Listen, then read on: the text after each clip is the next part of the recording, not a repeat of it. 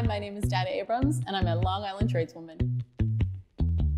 The first thing I ever did was just start baking as a child. I've always, through my trade, grown up and learned from past experiences.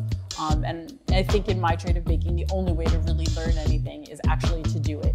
I respect the trade so much, and I respect the purity of starting something from the simplest element of flour or water and turning it into something that's completely magical and totally different. My day definitely starts around, some days 12:30, 1 o'clock in the morning. I am the first one in the kitchen. I start the ovens, I bake everything off. There's no question that I was raised by amazingly strong women, and I take that with such pride. My food, every aspect of it is a thankfulness to them. We have even pies that are named after them. I have the Bubbe, the Buela, the Nonna. All those are like childhood meals that I had. April 21st, 2020, my father passed away from COVID.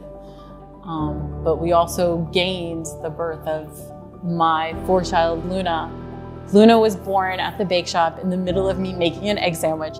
It just turned into a whole big scene, but Luna came very early at 3 pounds, 13 ounces. All of my daughters just felt whole again. You know what I mean? So the pandemic definitely changed me. Whatever the fear was, whatever the doubts are, as long as I believed in myself and I kept going, I could succeed. I had to maintain the stability for my daughters as well as being pregnant. I think to me as a person, I realized that even though there are ups and downs in life, you have to keep going and you have to keep striving for it.